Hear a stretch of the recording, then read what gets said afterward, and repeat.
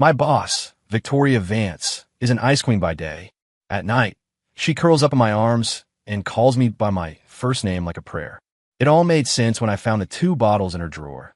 The pink pills suppressed her alter. The white ones strengthened her main personality. No wonder she was a monster in the office and a soft, clinging kitten at night. I secretly swapped the pink pills for vitamins. Her alter ego completely took over. Liam, she'd whisper, you have to take care of me forever now. In her journal, Victoria's true self raged.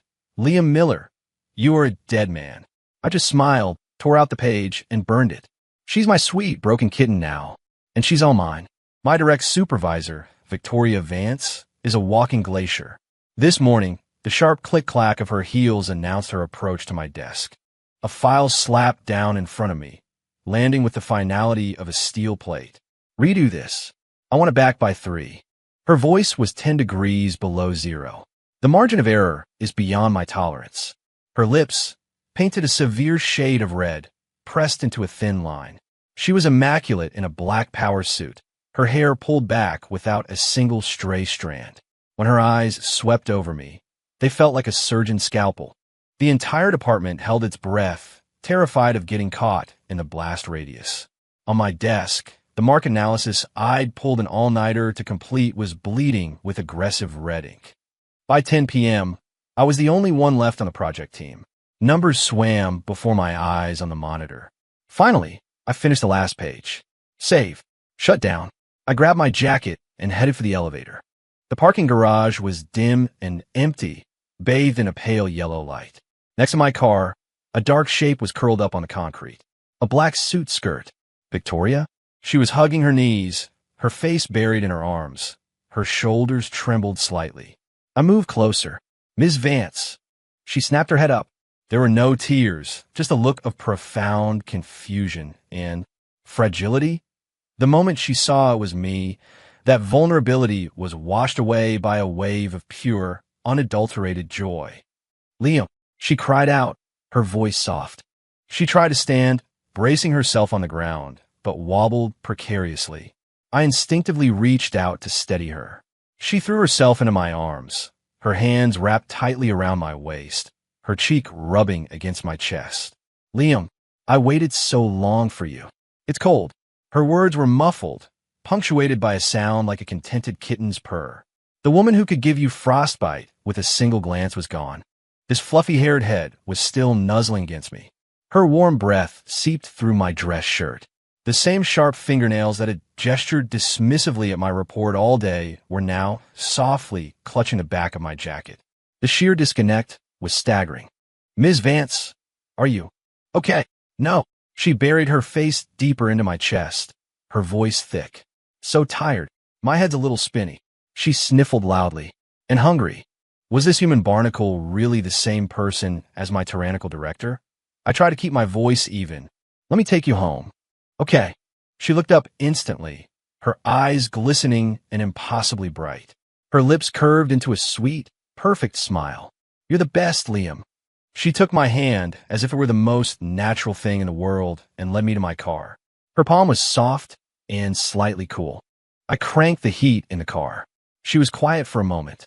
She gave me an address in the Gold Coast, one of the most exclusive high-rises in the city.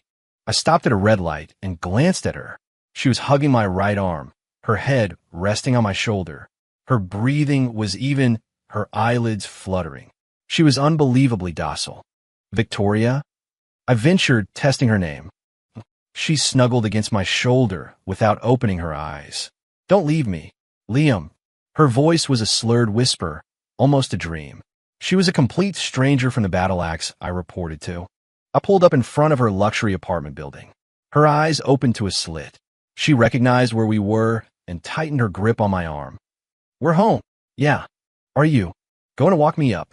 She tilted her face up, her expression like that of a small animal terrified of being abandoned. Can you make it on your own? No, she said immediately, shaking her head. The hallway is dark. There could be bad guys. I'll be scared. This building had private, direct-to-apartment elevators.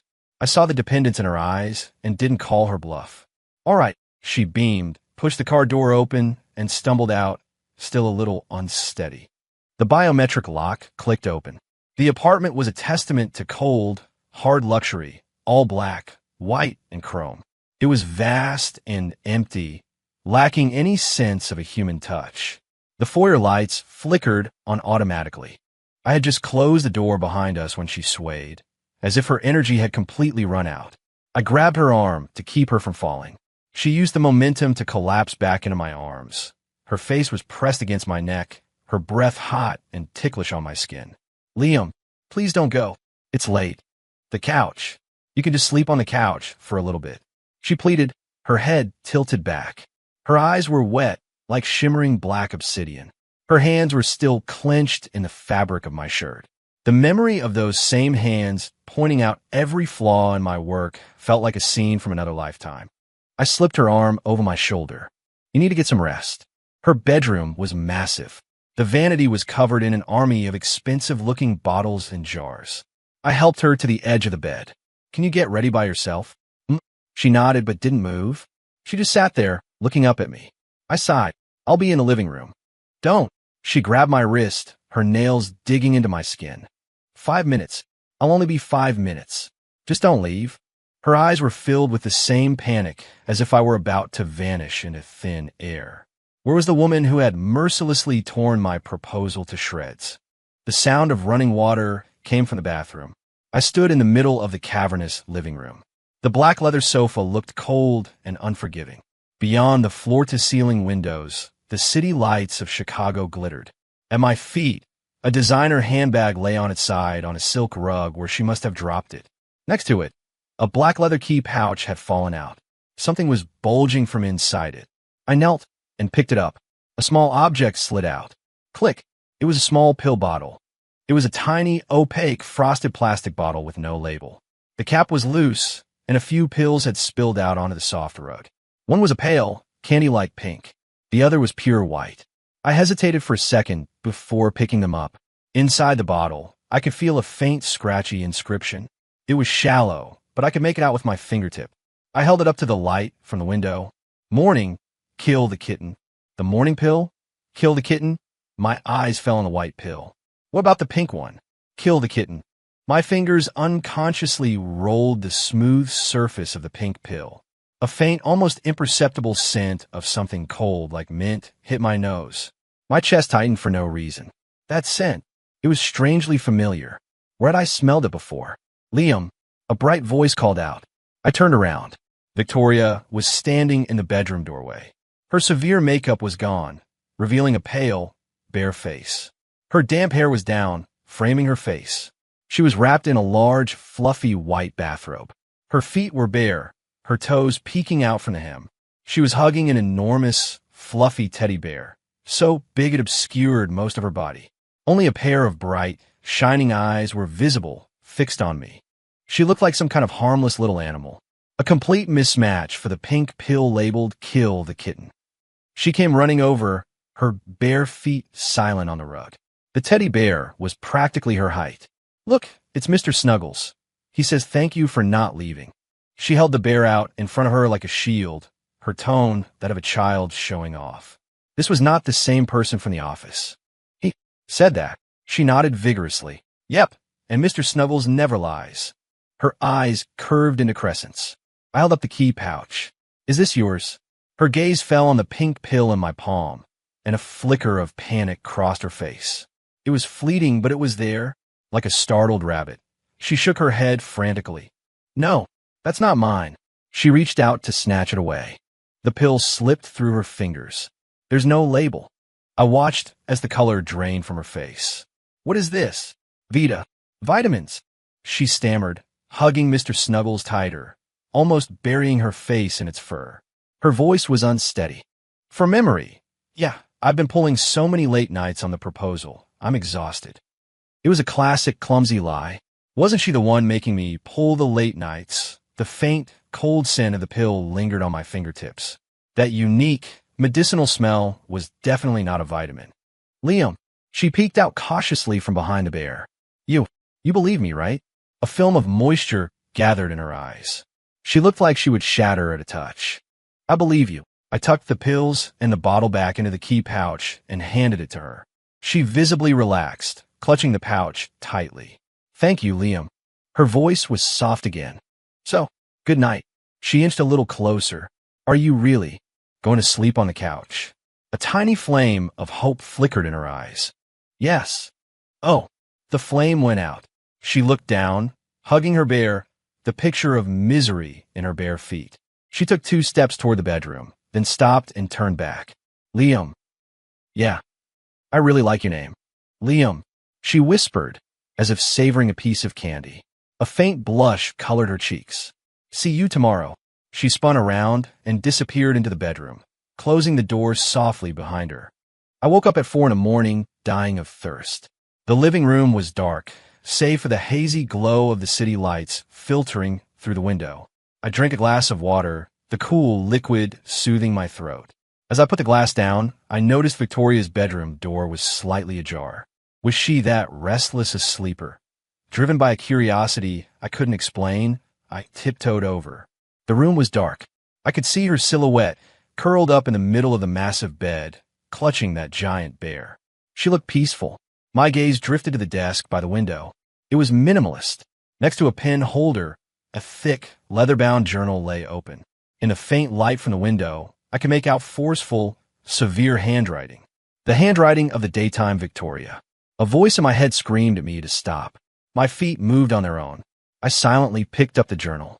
Standing in the dim shaft of light from the doorway, I flipped through the pages. Most of it was work schedules and project plans, the script radiating an intense pressure. Then I landed on a page. A long, furiously scrawled entry hit me like a physical blow. Every stroke of the pen was filled with a deep-seated rage, almost tearing through the paper. The nib had broken through the page in several places.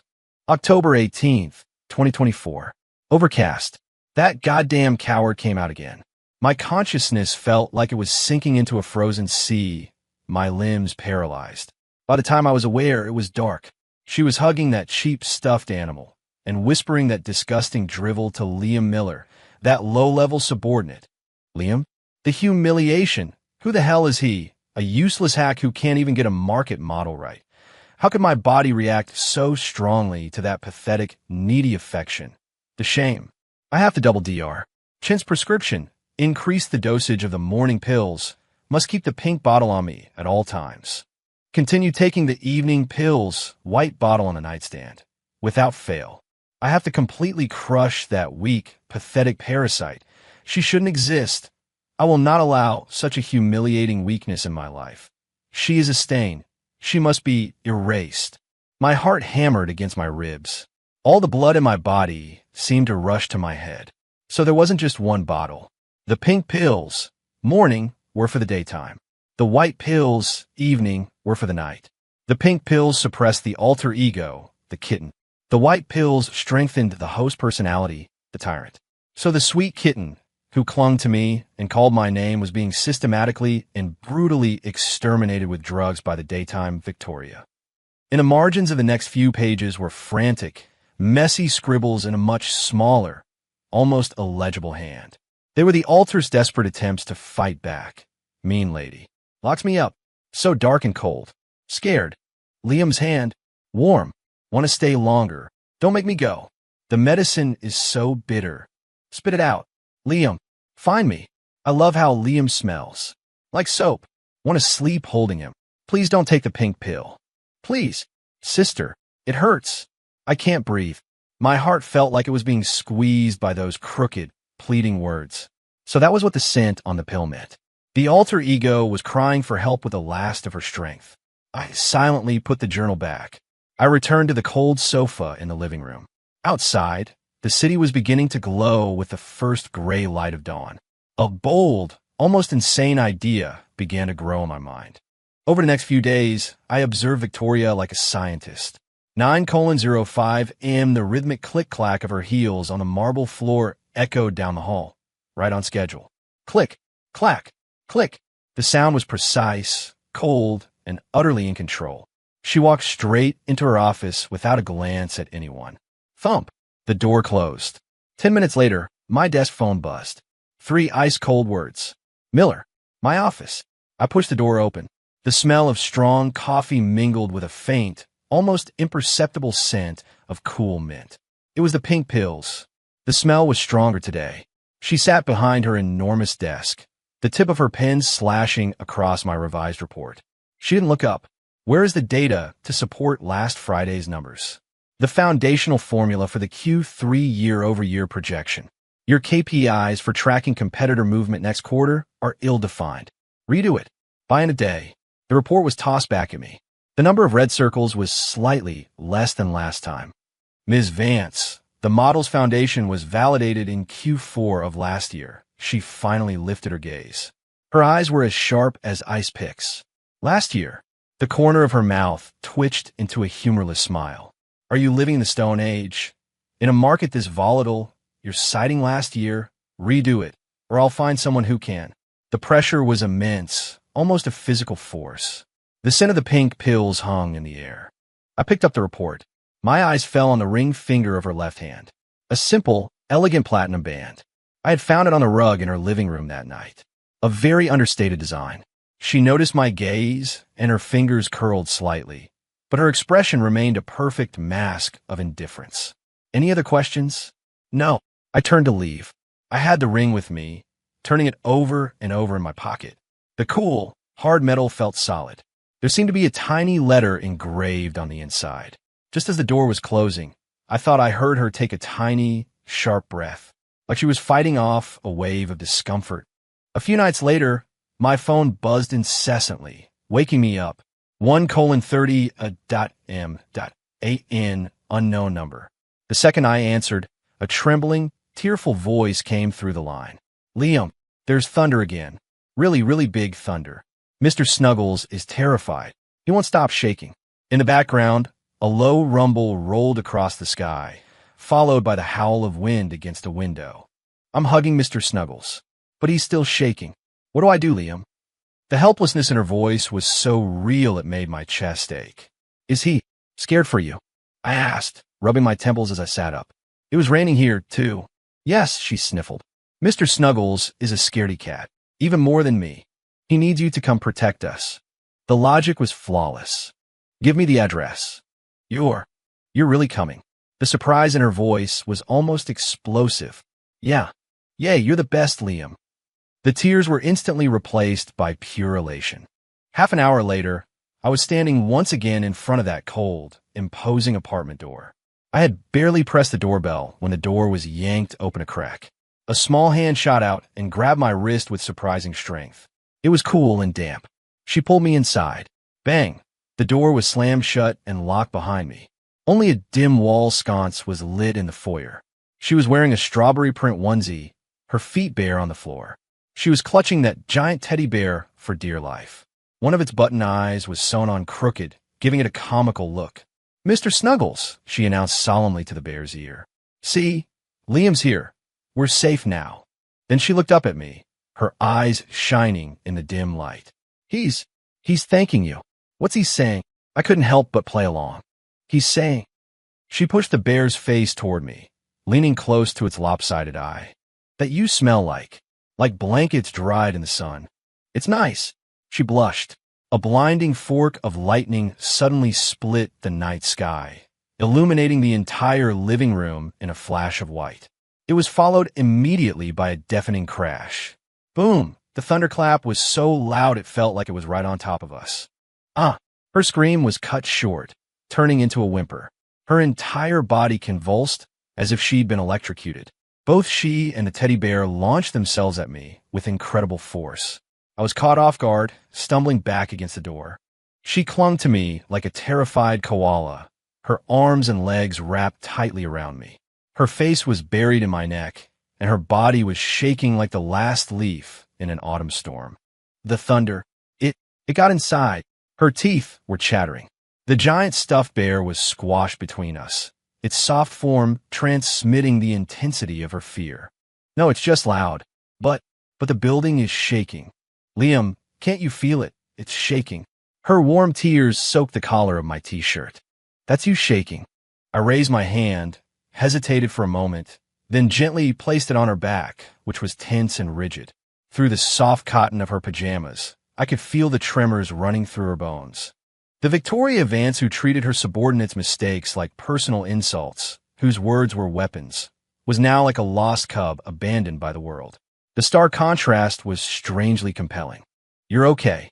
At those two simple words, the rigid spine beneath my palm seemed to relax, just a fraction.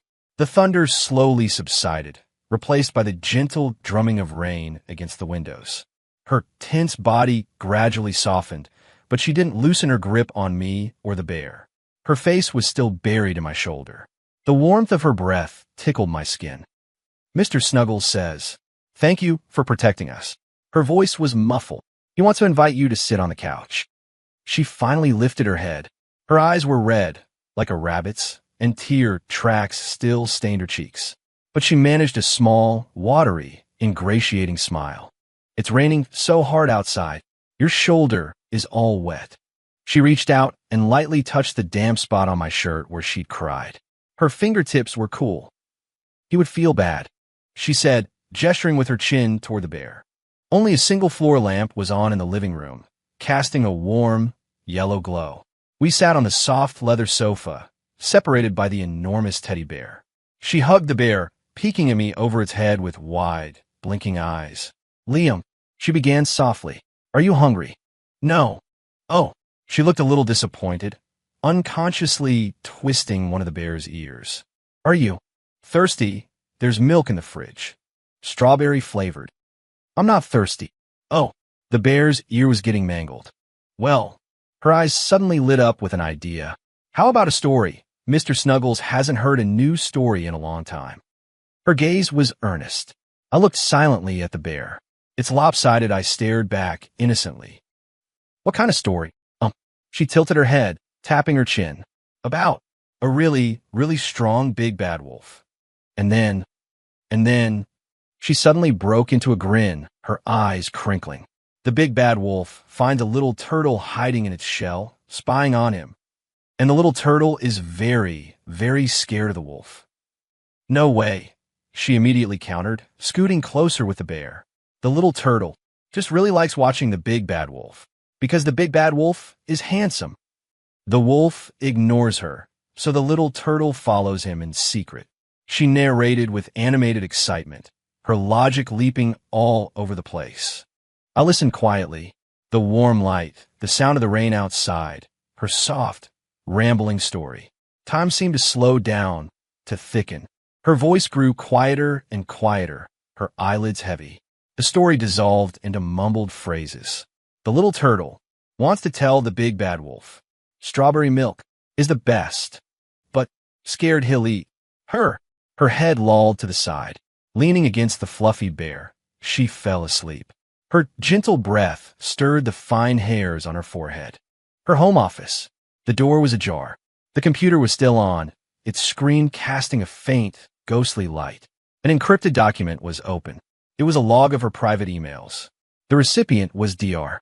Evelyn Shun, the domain suggesting an overseas medical research institute. The email started with a formulaic status update, but a few lines caught my eye.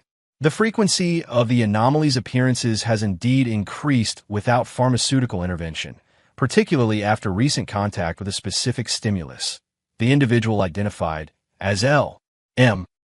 However, control remains unstable, accompanied by mild somatic rejection symptoms, dizziness, transient weakness. I recommend proceeding as planned with the second stage of deep neural intervention next quarter. Objective: complete separation of the non-host personality structure to ensure final stabilization of core consciousness." Neural intervention, deep separation. A chill snaked its way up my spine. Dr. Shun wasn't treating her. She was helping the host, Victoria, systematically eliminate the alter. The little anomaly who was scared of thunder, who got hungry, who loved strawberry milk and cuddled a teddy bear. They were going to dispose of her like she was trash. My gaze shifted back to the discreet, built-in medicine cabinet in the corner of the room.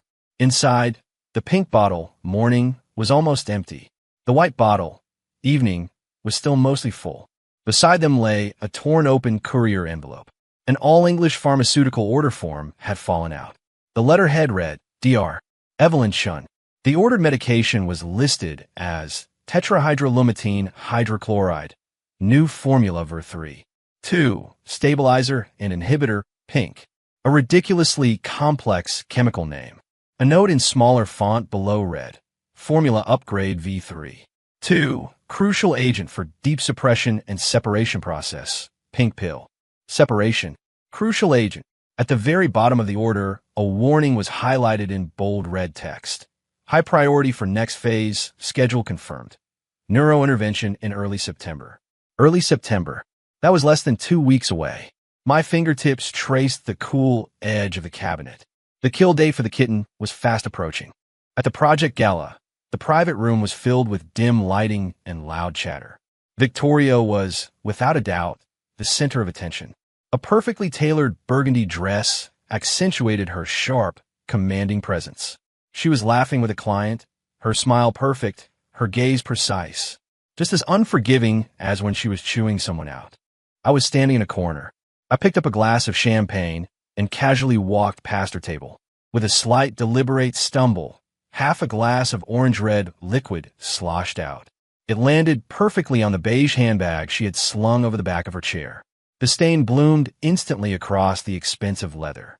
"Oh my God, I am so sorry," I said, my voice pitched with the perfect amount of shock and remorse. Every eye in the room turned to us. Victoria spun around. She saw her ridiculously expensive bag, now ruined. The perfect smile froze on her face. The look in her eyes was cold enough to kill. The kill the kitten persona was practically clawing its way out. "Miller," she ground out, her teeth clenched. "It's fine." She forced out, the words strained.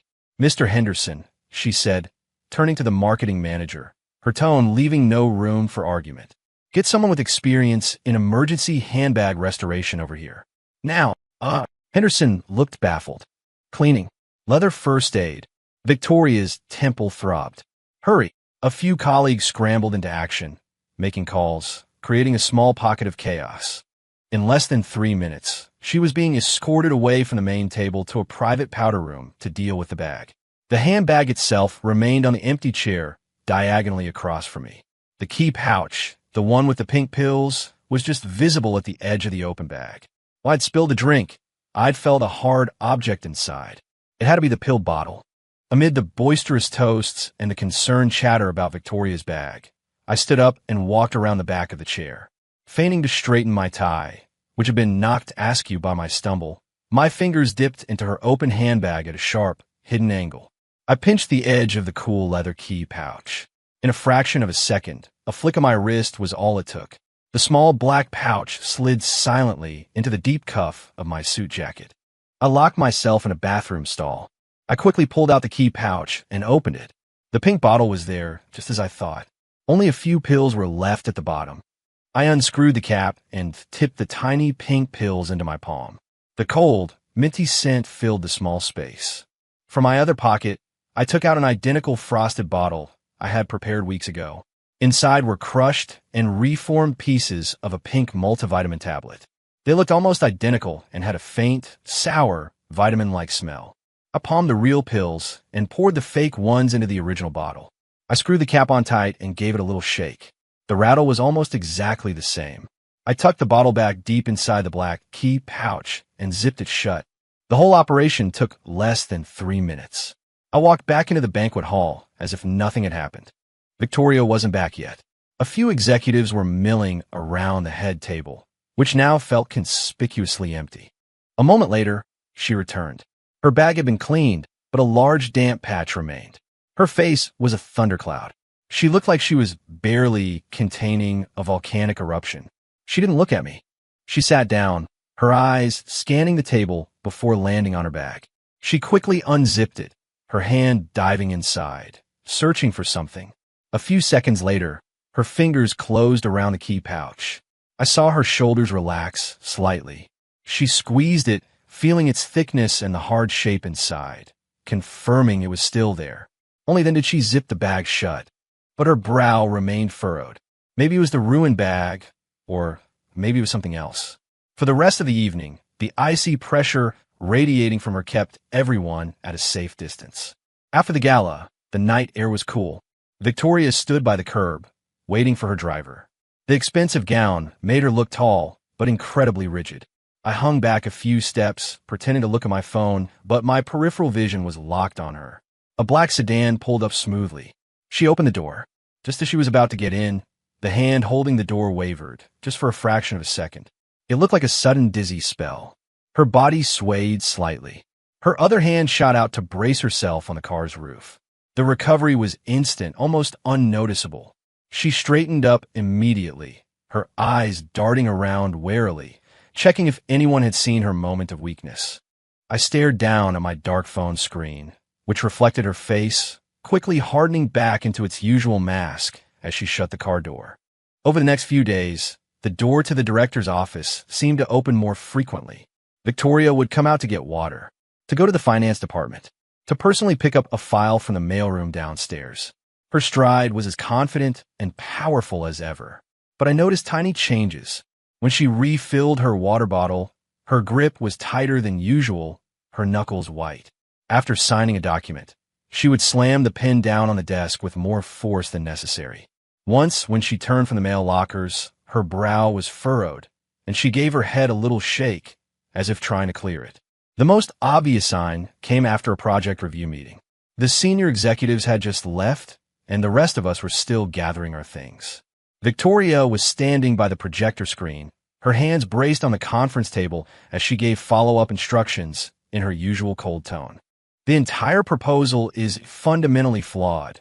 Your thinking is rigid. Miller, your section. Her voice cut off abruptly. She whipped around, turning her back to us. I saw her shoulders heave, just once, almost imperceptibly. It looked like she was choking back something. Then, she quickly pulled a handkerchief from her pocket and pressed it to her mouth. A muffled, suppressed, gagging sound, short and dry, was clearly audible. The entire conference room went dead silent. Every single eye was fixed on her rigid back. She straightened up and lowered the handkerchief, her movements as composed and authoritative as ever, as if that brief lapse had never happened. When she turned back to face us, there wasn't a trace of discomfort on her face. In fact, her eyes were even colder, sharper than before, sweeping across the room like blades. "What are you looking at?" Nothing better to do. Her voice was glacial, a clear warning. "Do I need to repeat the problems I just outlined?" Everyone immediately looked down, pretending to be busy shuffling papers and packing laptops. The only sounds in the room were the rustle of paper and the soft clicks of closing computers. She walked out, her spine ramrod straight, the rhythm of her heels never faltering. But I saw it. As her hand closed around the doorknob, her knuckles were white from the force of her grip, and her hand was trembling. I was working late on a Saturday, rebuilding the quarterly model she had eviscerated. The office was deserted, the only sound the clatter of my keyboard. Around sunset, the door to her office creaked open. Victoria stood in the doorway. She wasn't wearing one of her power suits. Instead, she had on a soft, loose-fitting cream-colored cashmere sweater and simple gray lounge pants. Her long hair was pulled back in a messy bun, with a few stray strands framing her face. She wore no makeup. Her skin was so pale it was almost translucent. But it was her eyes that were completely different. They were foggy, vulnerable, like someone who had just woken up. Like a lost child. She leaned against the doorframe, her bare feet on the cold floor. Her gaze swept blankly across the empty office before finally landing on me. Her eyes lit up. It was a look of pure, undisguised dependence. She stumbled as she ran toward me. "Liam." She practically fell against my chair, her arms wrapping around my neck, her face buried in my shoulder. "I woke up, and I couldn't find you. I was so scared." Her voice was thick with sleep and fear. "I thought you left me." Her warm breath tickled my neck. Her body was soft, boneless. She smelled faintly of soap.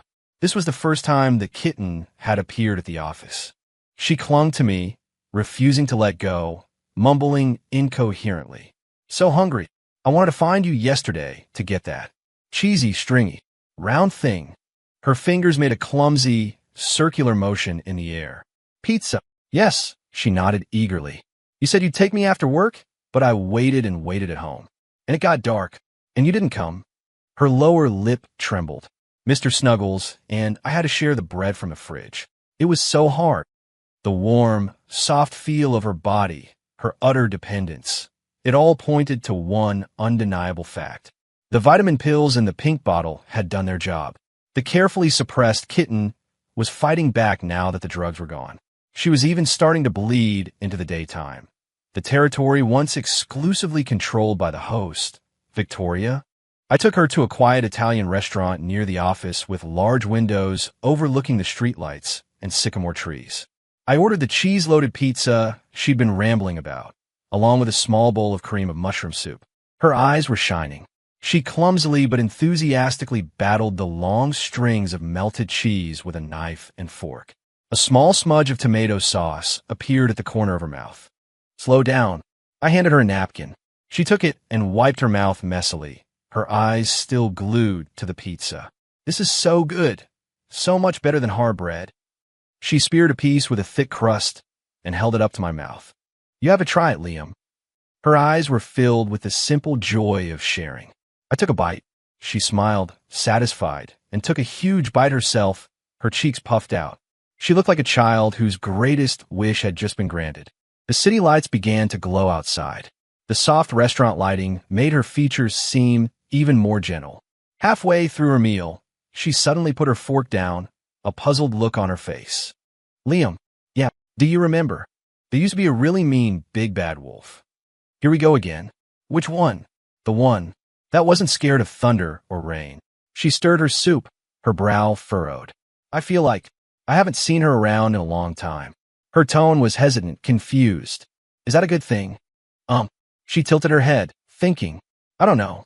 But when the wolf was here, the apartment always felt so cold, and she would lock Mr. Snuggles away. She wouldn't let me hug him.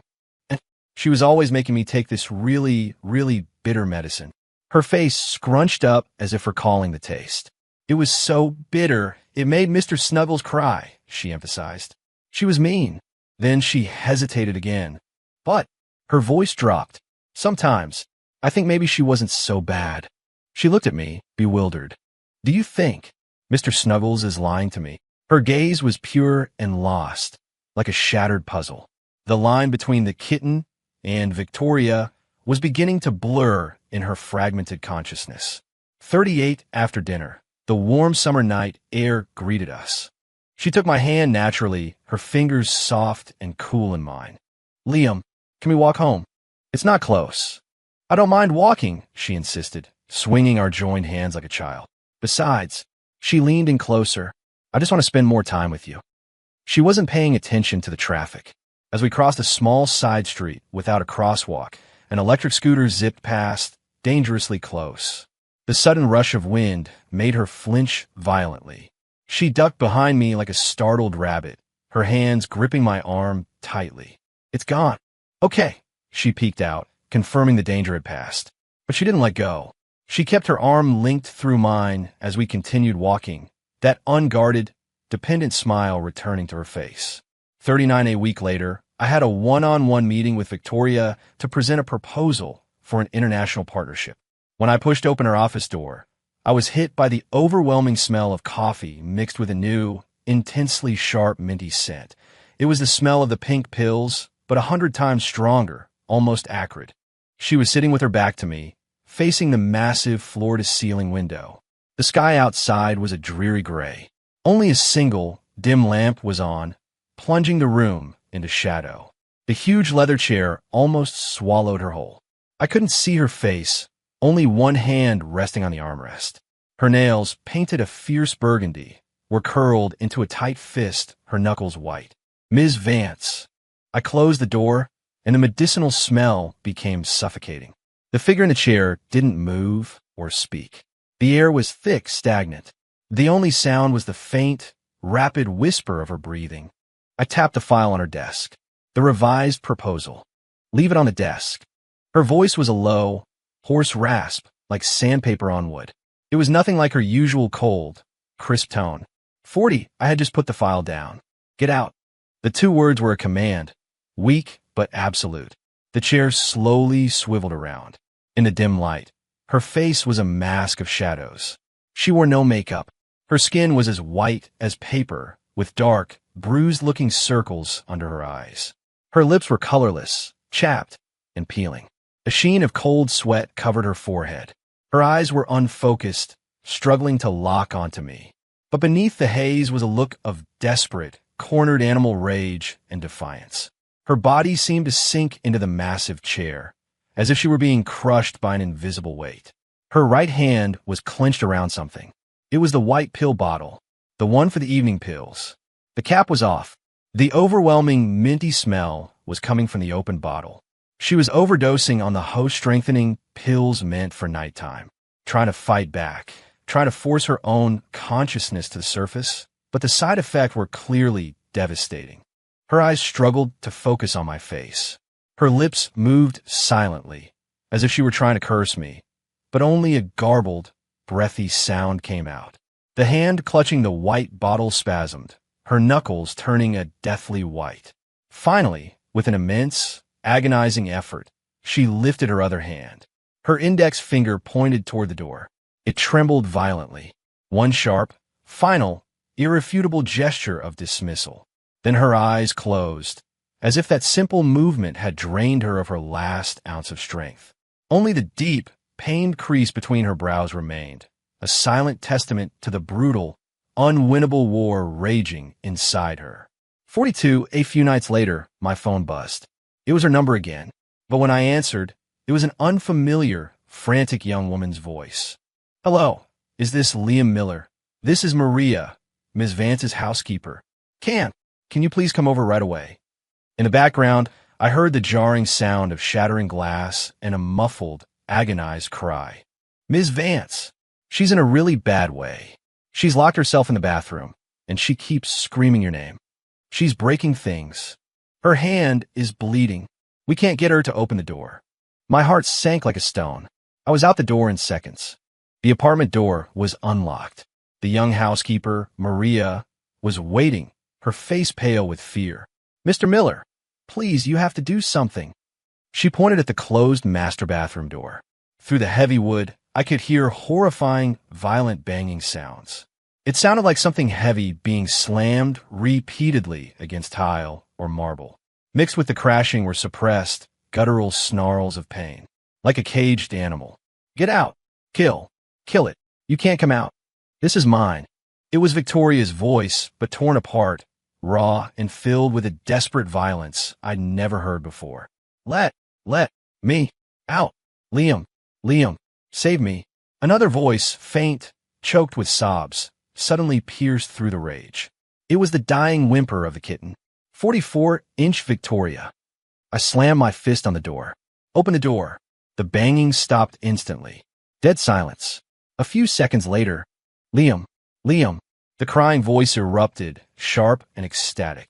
"Liam, save me. Let me out. Miller, you dare." A furious roar drowned out the smaller voice. "There is no Liam Miller in here. There's only you and me, you goddamn coward." "BM," the sound of a fist hitting the door. "Don't you dare open it. Are you trying to get us both killed?" "Open." "Liam, shut up, please. Mean lady. It hurts. You brought this on yourself. Traitor, coward." It sounded like two wild animals were tearing each other apart inside.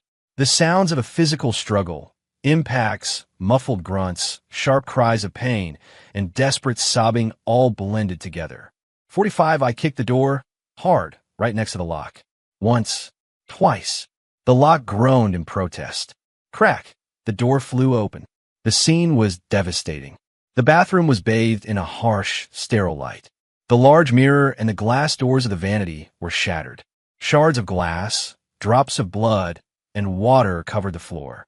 Victoria was kneeling on the cold tiles, her back to me, her entire body shaking uncontrollably. Her silk burgundy robe was torn open, revealing a thin slip underneath. One arm hung limply at her side. A deep gash on her forearm was bleeding profusely, staining her sleeve and the floor beneath her. Her other hand was clenched around something. It was a small white pill bottle. The cap was gone. A few white pills lay scattered in the pool of her own blood. 46, she whipped her head around, the movement shockingly fast. Her face was a mess of tears and saliva, but her eyes were wild with a terrifying, chaotic energy. The pain and rage had twisted her beautiful features into a grotesque mask. She stared at me, her lips trembling. "The pills," she rasped, her voice like a broken machine. "It was you." Her eyes instantly turned bloodshot. "You switched. My pills." Every word was laced with bone-deep hatred and ice. "Didn't you?" She suddenly let out a piercing shriek. "Didn't you? Liam Miller." The hand holding the white bottle shot up, and with the last of her strength, she hurled it at me. The bottle flew through the air in a pale arc. "Go to hell!" As she screamed, a look of utter despair washed over her face. Her body went limp. She pitched forward, collapsing face down onto the cold, bloody tiles. She was unconscious. 47, the hospital emergency room hallway was sterile and blindingly white. The smell of disinfectant was overpowering. The red light above the operating room door was on. Maria had gone to the pharmacy. In my hand, I held a small, blood-stained piece of cardstock a doctor had given me.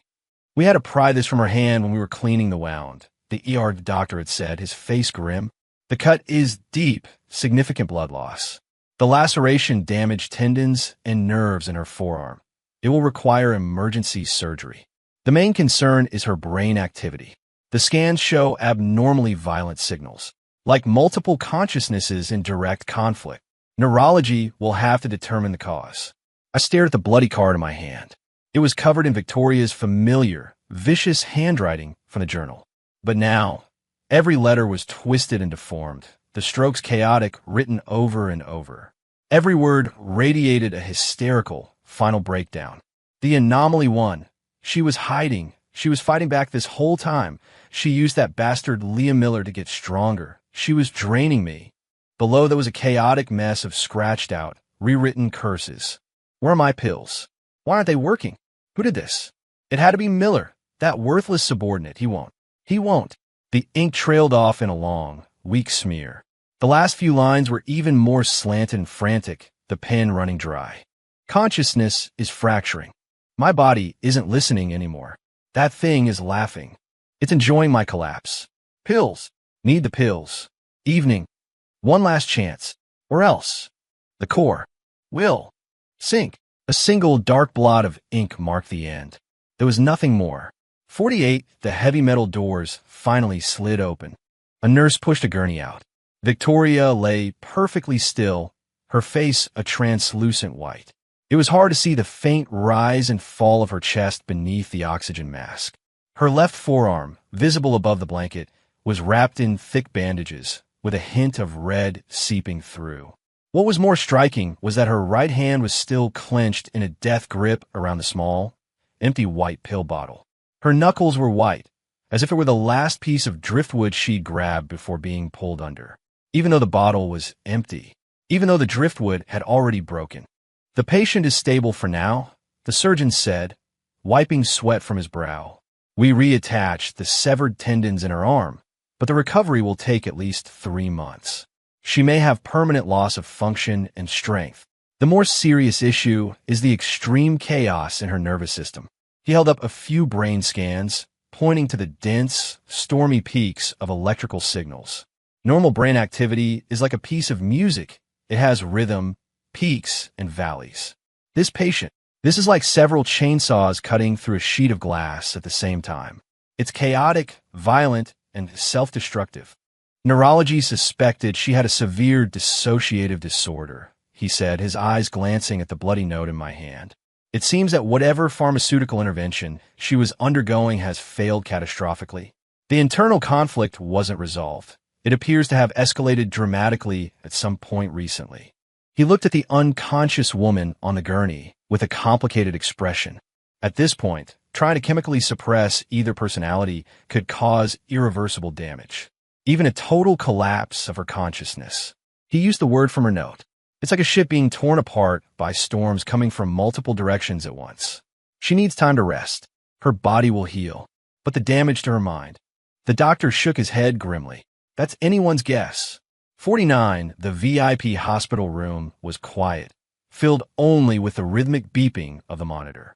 Sunlight streamed through the window, casting dancing shadows of leaves on the beige curtains.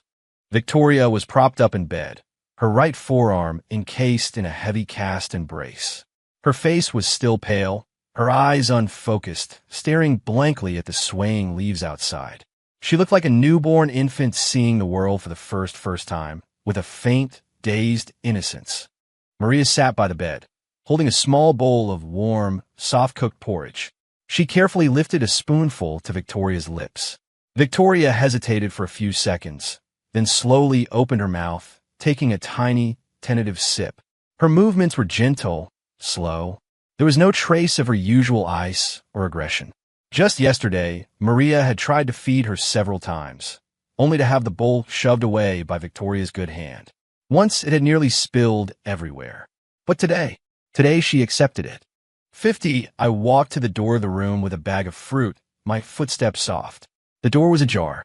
I could hear Maria speaking to her in a low, gentle voice. "Ms. Vance, the doctor said you have to be very careful with your arm. Let it heal properly."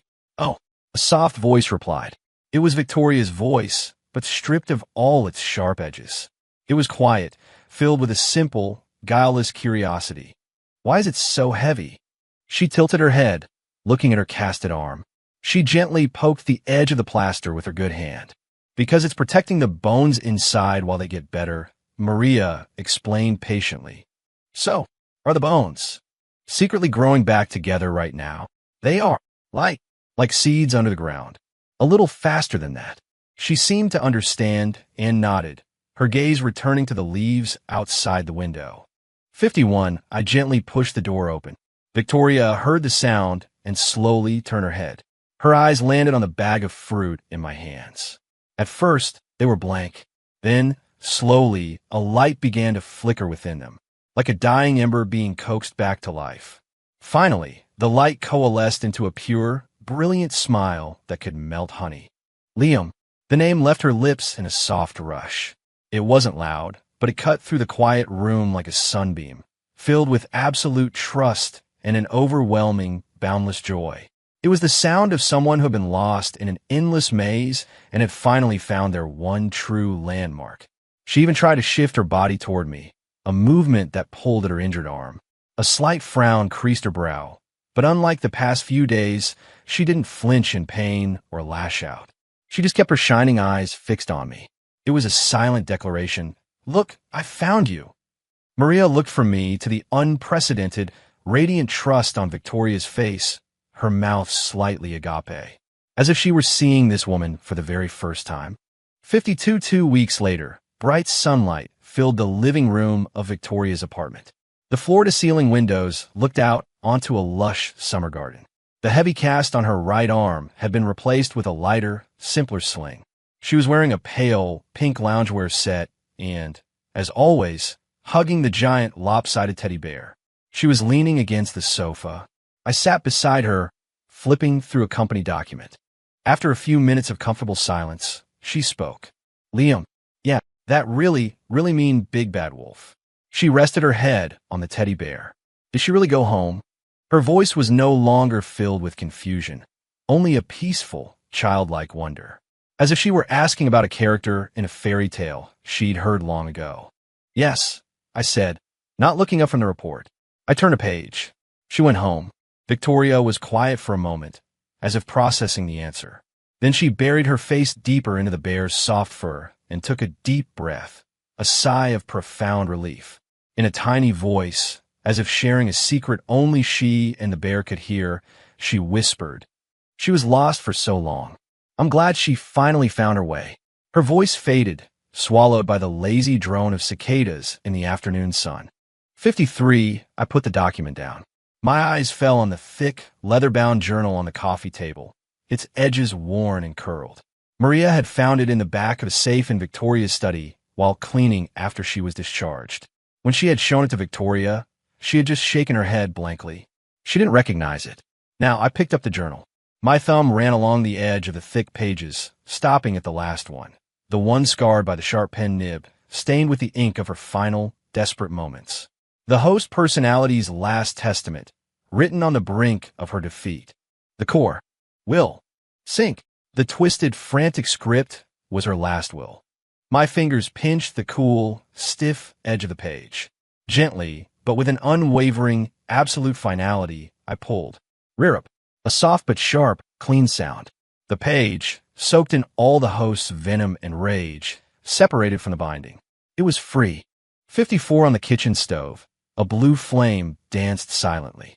A breeze whispered through the screen door, carrying the fresh scent of summer greenery. I held the page by a corner and lowered it into the dancing flame. Whoosh! A bright orange point of light exploded at the corner of the paper.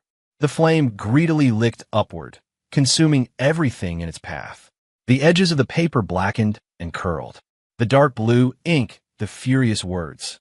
Miller, you did this. Worthless. Core. Sink. Every twisted letter that had carried so much hatred was incinerated, turning to black carbon, dissolving into a faint, distorted wisp of smoke. A few seconds later, the flame devoured the last corner. I released my grip. A final, blackened flake of paper, like a dead butterfly, fluttered down and landed on the cold stovetop. It glowed with a faint red ember for a second, then went dark. It was nothing but a tiny pile of fine, gray ash. The sharp, acrid smell of burnt paper filled the air for a moment before being swept away by the stronger, cleaner scent of summer pouring in through the window. The sharp, commanding voice that had vowed to kill the kitten was gone, turned to nothing. 55, I heard the soft shuffle of slippers in the living room. Victoria appeared in the kitchen doorway, hugging her bear. She sniffed the air, a puzzled look on her face. Liam, what's that burning smell? Nothing, I said, turning on the faucet and rinsing the stovetop. The water washed the tiny specks of ash away instantly. Just an old piece of paper. I burned it. The last trace was gone. Oh, she nodded, seemingly satisfied with the answer. Then her eyes lit up. She ran over, holding the bear. Liam, I want cold milk, strawberry flavored. She stood on her tiptoes, craning her neck to see the top shelf of the refrigerator. Her arm, still in its sling, did its best to hoist the bear up a little higher. Her voice was as sweet as honey. Mr. Snuggles said, he wants a little bit too. Her face was a picture of pure, unadulterated devotion. Not a single shadow remained.